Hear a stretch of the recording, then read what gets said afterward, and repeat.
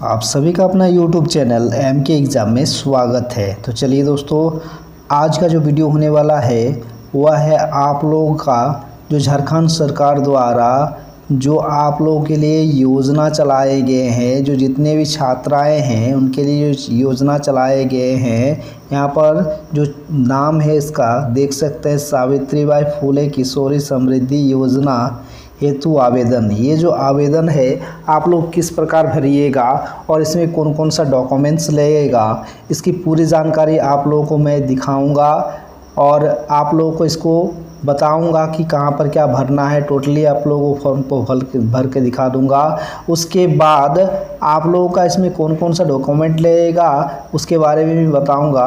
तो अगर आप लोग चैनल पर नए हैं तो चैनल को सब्सक्राइब कर दीजिएगा, साथ ही साथ बेल के आइकन को भी दबा दीजिएगा। तो चलिए देखते हैं यहाँ पर जो दिया गया है। यहाँ पर झारखंड सरकार द्वारा ये योजना चलाया गया है। क्या कहा जा रहा है कि महिला बाल विकास एवं सामाजिक सुरक्षा विभाग द्वारा ये जो फॉर्म है ये निकला है। यहाँ पर देख सकते हैं, यहाँ आवेदक का फ़ोटो लगेगा। एक कॉपी आप लोगों को फ़ोटो चाहिए जो यहाँ पर आपको चिपकाना है, आवेदक का फ़ोटो। ये फॉर्म जो है ये सिर्फ महिलाओं के लिए, छात्राओं के लिए है जो क्लास 8, 9, 10, 11 एवं 12 के छात्रा जो हैं वे सभी भर सकते हैं इस फॉर्म को। उनके अलावा कोई छात्र इस फॉर्म को नहीं भर सकता है। ठीक है, तो यहाँ पर जो देख सकते हैं इसमें कितना पैसा आप लोगों को मिलेगा इसकी पूरी जानकारी मैं एक वीडियो में दे चुका हूँ, आप लोग उसको देख सकते हैं। यहाँ पर जो है आप लोगों का है जो 8 क्लास है उनको 2000 मिलेगा, 9 क्लास को 2500 मिलेगा और 10 क्लास को 5000, 11 क्लास को 5000 और आपको 12 में भी 5000 मिलेगा।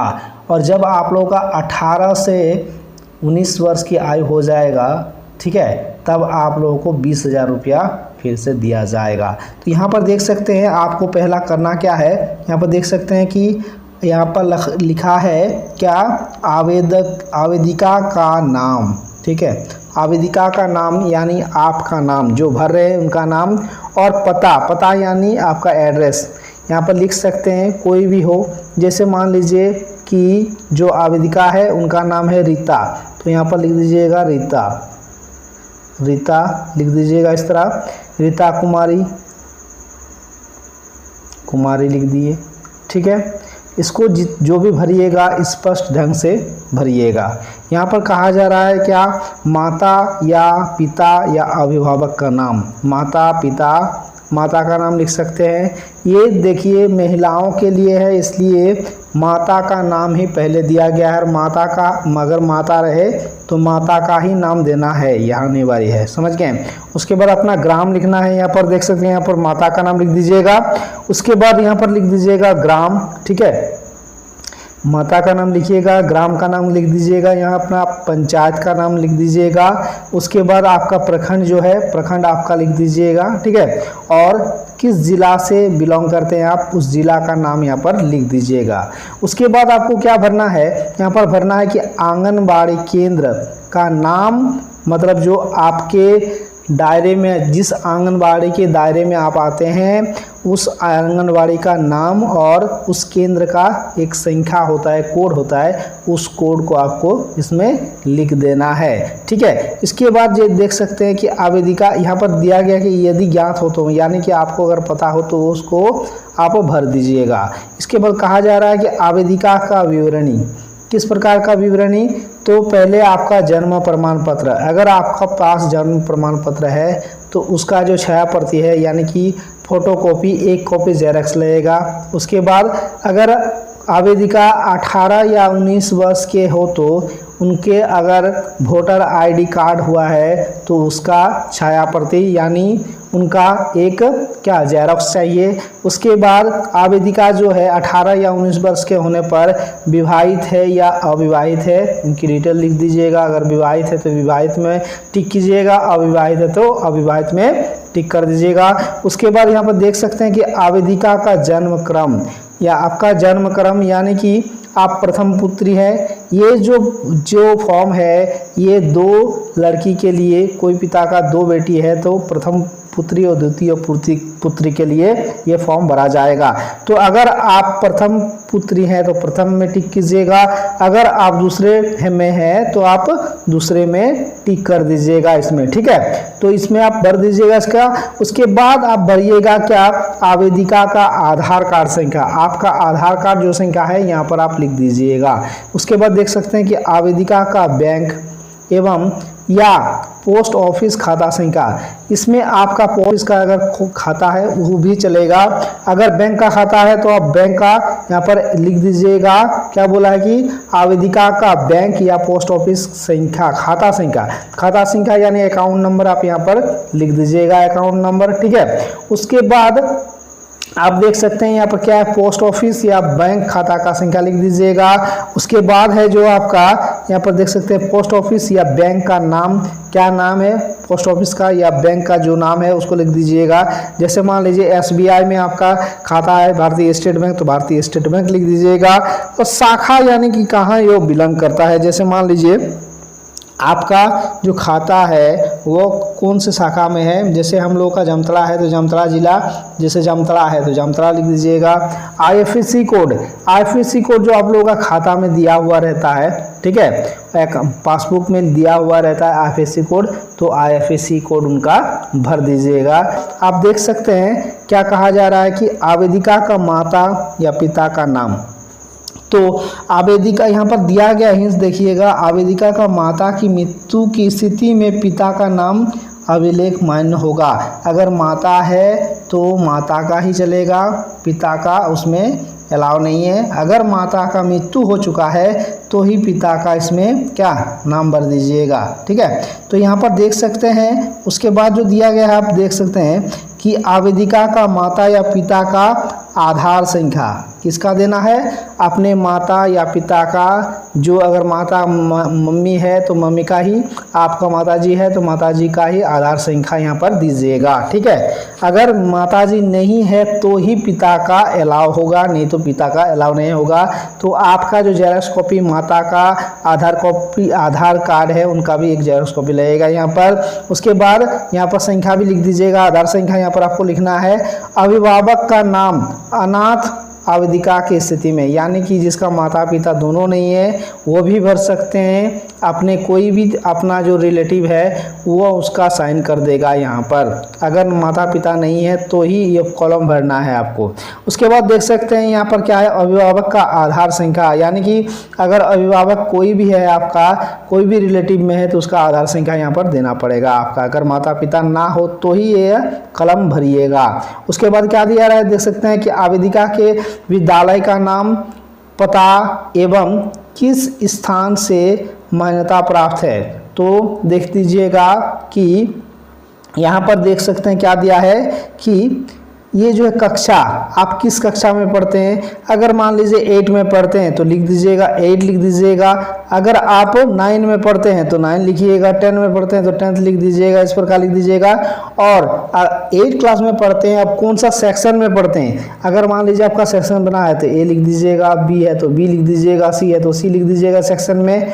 और रोल नंबर, आपका जो रोल नंबर है उसको आप लिख दीजिएगा। आपका तो रोल नंबर आपको पता ही होगा, तो रोल नंबर आपका मान लीजिए किसी का रोल नंबर 10 है तो 10 लिख दीजिएगा इस तरह से, ठीक है। उसके बाद 9 नंबर में जो दिया गया है देख सकते हैं कि आवेदिका के लाभ प्राप्ति का वर्ग, यानी कि यहाँ पर जो है देख सकते हैं कि जो आपका वर्ग, कौन सा वर्ग में आप हैं, ठीक है। यहाँ पर देख सकते हैं कि कक्षा ये 8 में नामांकित बालिका के लिए, ठीक है। तो अगर आप 8 में हैं तो यहाँ पर टिक कर दीजिएगा इस तरह से। अगर कक्षा 10 में हैं आप तो उसके लिए आप यहाँ पर टिक कर दीजिएगा। अगर आप 10 में है, 9 में है तो वहाँ पर टिक कर दीजिएगा, 10 में है तो यहाँ पर टिक कर दीजिएगा। जिस क्लास में आप पढ़ते हैं उस क्लास में आपको टिक कर देना है। अगर आप 12th में पढ़ते हैं तो 12th में आपको टिक कर देना है, ठीक है, टिक कर देना है आपको वहाँ पर 12th में, इस तरह से आप 12 में टिक कर दीजिएगा।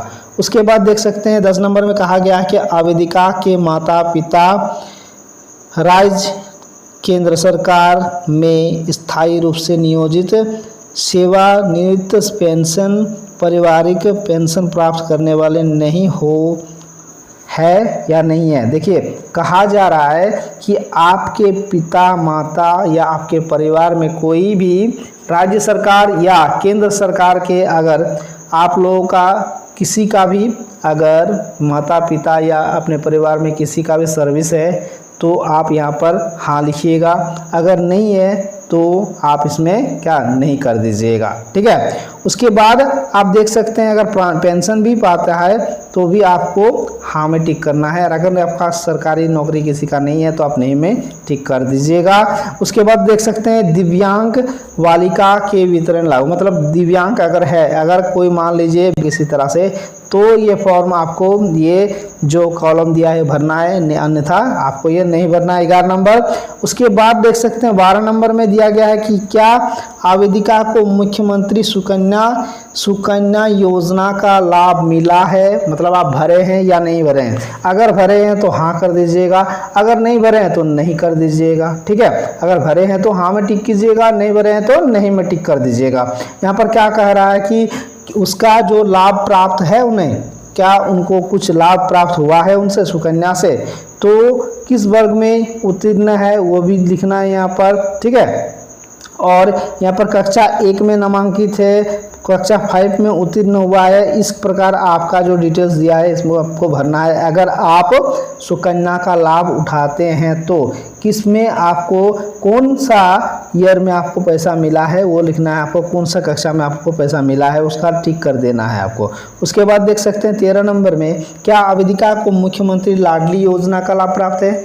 अगर हाँ है तो ही इसको भरना है, अगर नहीं है तो आप नहीं में टिक कर दीजिएगा, नहीं है तो आपको कुछ नहीं करना है वहाँ पर। ठीक है, और यहाँ पर दिया जा रहा है, देख सकते हैं आप इसमें घोषणा यहाँ पर देख सकते हैं क्या कहा जा रहा है कि प्रमाणित किया जाता है कि ऊपर दिए गए सभी सूचनाएं सही एवं दिए गए हैं, किसी गलत सूचना के लिए स्वयं जिम्मेदार रहूंगी। मतलब इसमें घोषणा पत्र है जो अपना आधार कार्ड नंबर स्वेच्छा से इस योजना से लाभ प्राप्त हेतु उपलब्ध करा रहा हूँ, मतलब आधार कार्ड जो संख्या दे रहा है वह आपने मतलब उसको साइन करवाएगा, ये घोषणा पत्र है। अगर उसके माता है आवेदिका का तो माता साइन करेगी, अगर नहीं है तो कोई भी साइन कर सकता है यहाँ पर। ठीक है, उसके बाद देखिए आवेदिका जो है उसको भी अपना यहाँ पर साइन करना है। उसके बाद देख सकते हैं ये इसका डिटेल्स है कि इसमें क्या क्या होगा,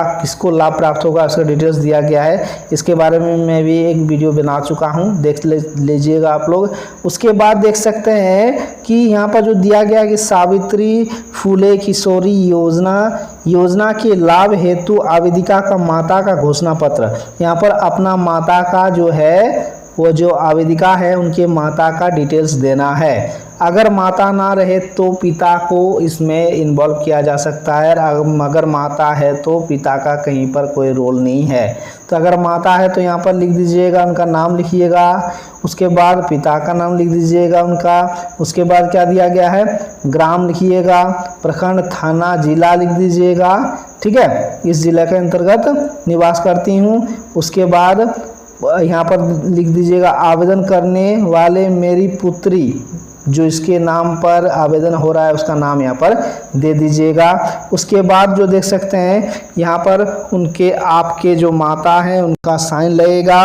उसके बाद देख सकते हैं यहाँ पर कि यहाँ पर जो दूसरा कॉलम दिया गया है, दूसरा पेज में, सावित्रीबाई फुले किशोरी समृद्धि योजना के लाभ हेतु अनाथ बालिकाओं के लिए अगर आपके माता पिता नहीं है तो ही इसको भरना है, अन्यथा इनको भरने का जरूरत नहीं है। ठीक है, अगर नहीं है तो आप वैसे ही इसको भर सकते हैं। उसके बाद देख सकते हैं यहाँ पर आगे और एक कॉलम दिया गया है, वो क्या है आपका, यहाँ पर कहा जा रहा है कि ये जो है माता के मृत्यु की स्थिति में पिता घोषणा कर सकता है। माता का अगर देहांत हो चुका है तो पिता यहाँ पर कर सकता है ये घोषणा, नहीं तो माता को ही यह घोषणा करना पड़ेगा। यहाँ पर अपने माता का नाम, यहाँ पर पिता का नाम या पति का नाम। उसके बाद यहाँ पर आवेदिका जो आवेदन कर रहा है उसका नाम। उसके बाद ग्राम, प्रखंड, थाना और जिला का निवासी हूँ, मतलब लिखना अपना अपना। इसके बाद यहाँ पर कहा जा रहा है कि मैं एवं मेरे पति आवश्यक यहाँ पर आयतकार नहीं है, इसमें आपको टिक कर देना है। और मैं स्वयं अथवा मेरे पति केंद्र सरकार एवं राज्य सरकार के सार्वजनिक क्षेत्र में उपयुक्त स्थायी रूप से नियोजित, सेवानिवृत्त एवं पेंशन परिवार से प्राप्त नहीं है, ये दोनों रहेगा। और इसके बाद आपको इसमें कुछ नहीं करना है, आपको जाके यहाँ पर आपका माता का साइन करवा लेना है, आपको उधर कुछ नहीं करना है, जहाँ पर जो बोले उसको भर दीजिएगा। तो इस प्रकार आपका जो फुल जो आपका समृद्धि योजना है, यानी सावित्रीबाई फुले किशोरी समृद्धि योजना का जो फॉर्म है, इस प्रकार आप पूरा भर दीजिएगा। आपका कहीं पर भी कोई दिक्कत नहीं आएगा, आपको पूरा का पूरा इनका लाभ मिलेगा। तो इसमें जो डॉक्यूमेंट्स लगने वाला है वो आपका फ़ोटो लगेगा, उसके बाद आपका आधार कार्ड लगेगा, आपका बैंक पासबुक लगेगा और आपकी माता का आधार कार्ड लगेगा। अगर माता ना हो तो पिता का आधार कार्ड लगेगा। और यही सब डॉक्यूमेंट्स आपको इसमें सबमिट करना है और ये सभी जमा होंगे आपके स्कूल में। तो आप लोगों को ये वीडियो किस प्रकार लगा? अगर अच्छा लगा है तो चैनल को ज़रूर सब्सक्राइब कर दीजिएगा और दोस्तों के साथ शेयर भी कर दीजिएगा। तो फिर मिलते हैं नेक्स्ट वीडियो में आप लोगों के साथ। थैंक यू, धन्यवाद।